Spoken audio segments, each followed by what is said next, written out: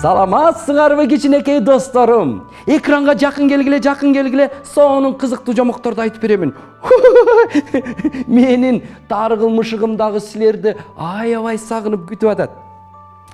Таргыл, бүгүн сен жөнүндө жомок айтып берейинчи.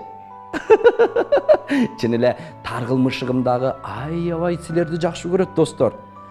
Бүгүн силерге анда ушул Таргыл мышыгыма жана силерге арнап өнөрү бар мышык деген жомокду айтып беремин. Баштайынбы? Баштадык анда. Өткөн замандардын биринде Сулайман деген бир аябай бай адам жашап, анын жападан жалгыз уулу болуптур.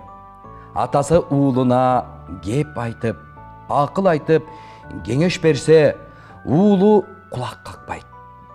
Акыры бул чоңоюп жеткенден кийин атасы атайлап чакырып, минтип айткан экен.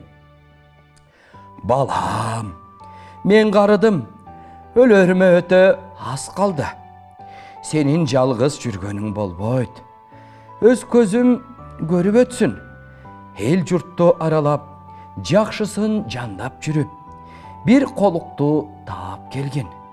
Бирок жаштык кылып жалангана, өңүнө кызыкпай, акылына карап, мыкты келинчек таап кел. Кана, танда, акыл эсине карап тандап кел. Баласы атасынын сөзүн укмаксан болду. Өзүнө киши теңебей, айткан сөздү кенебей, ат ойнотуп, чаң ызгытып, өз билгенин кылып жүрүп, аны эстен чыгарды да, эрден чыккан, өзүнөн улуу, өңү сулуу жубайды алды. Атасы буга аябай кайгырып, сак бол деди да, тим койду. Бир күнү Сулайман бай катуу ооруп калды.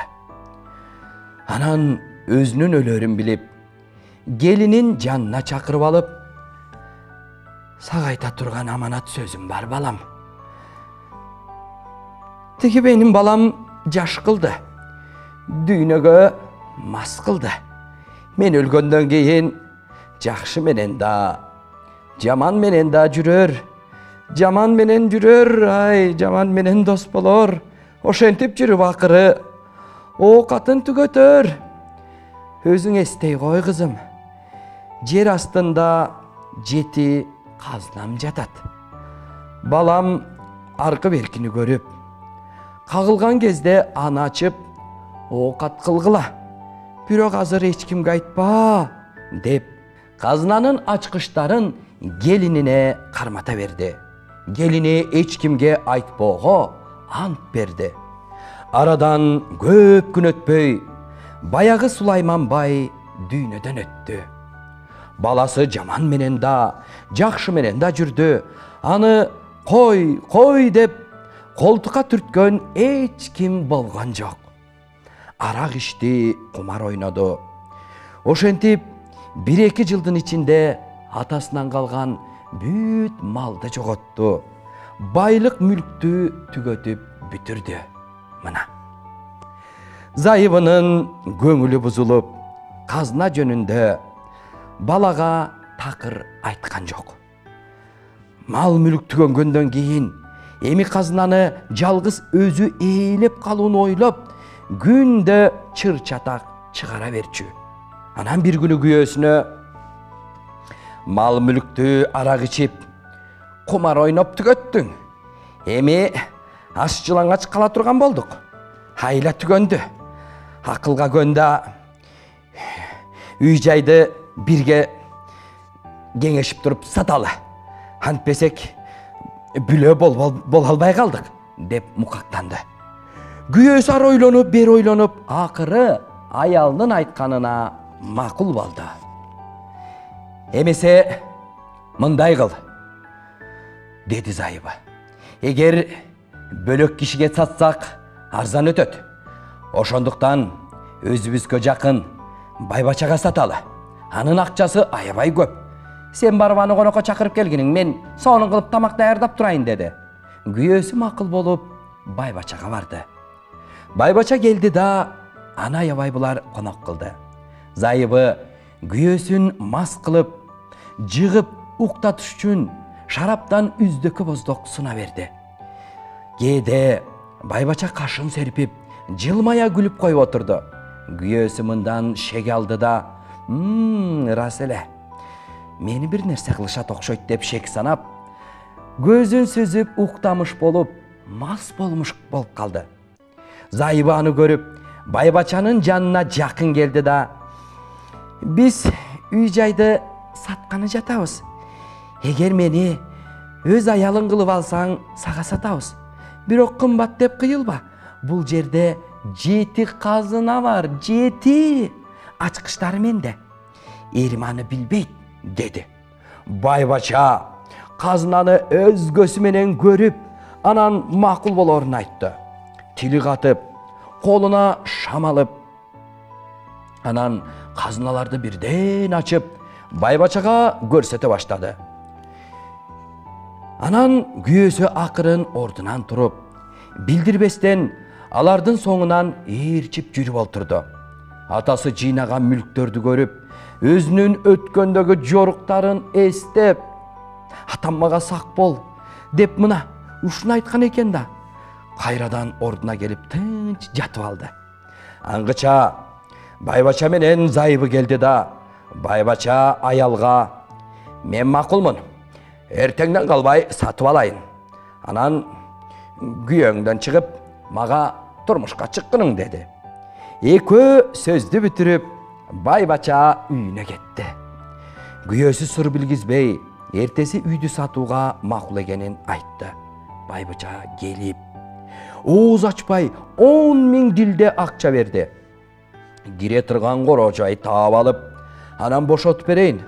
Ага чейин 1 ай мөөнөт бериңиз, деди баягы жигит. Байбача кыңк этпестен макул болуп, макул деп, көңүлү кубанычка толуп үйүнө жөнөдү. 2-3 күн өткөндөн кийин зайыбы дагы чатак чыгарды. Корожайдан да мал мүлктөн да айрылдык. Эми кантип күн өткөрөбүз? Мен сени менен тура албайм. Мен сенден кетем, деди. Күйөөсү мейлиң деп аялын жолго салды. Анан бала атасынын досуна барып, 100 төөнү айдап келип, түнү бою казынаны ташып, ордуна көң, саман, топондорду толтуруп туруп анан байбачага барды.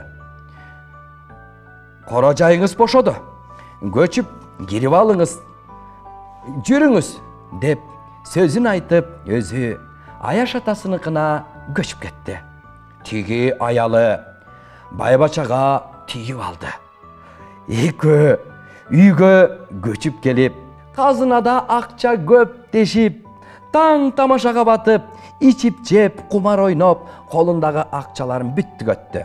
Кумарга, чачынан, карыздарга аябай батты.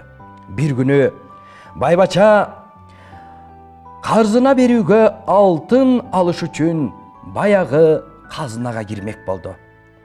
Казынага кирсе, чирик саман, топон, тезек менен көң, кык, андан башка эч нерсе жок.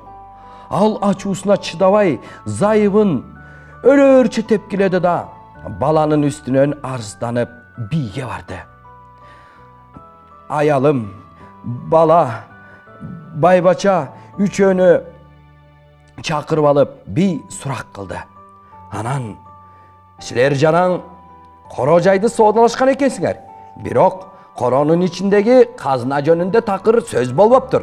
Ошондуктан казынаны кантип доолайсыңар" деп бий байбача менен аялга ушинтип айтып айдап чыкты. Байбача үйүнө келер замат аялынын чачын кыркып, байталга мингисип туруп төркүнүнө кубалап жөнөдү. Аяш атасы өзүнүн кызын балага берди. Бул зайыбы экөө акыл кеңеш менен жакшы оокат кылышты. Анан арадан 1 жыл өткөндөн кийин бала Аяш атасынан шаарга барып соода кылып келүүгө суранды. Атасы 100 төөнүн жүгүн берип, кербенчилерге кошуп, батасын берип узатты.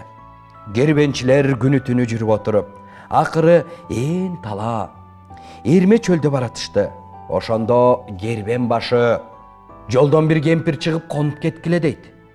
Деп айтат. Чындап эле бир аз жол жүргөндөн кийин алдынан бир кемпир чыгат. Достор, бул кемпир баягы төөлөрдө эрчиткен кербендерге эмне дейт болду экен? Уландысын анда эртеңки жомокто айтып беремин. Азыр болсо сыйкырдуу жомогум экөөбүз аябай чарчадык. Силер дагы чарчаган турбайсыңыз? Достор, ооба сабакка бардыңар, ойнодуңар, сабак жаздыңар, анан чарчадыңар да, эми гана уктагыла. Жакшы түш көргүлө достор.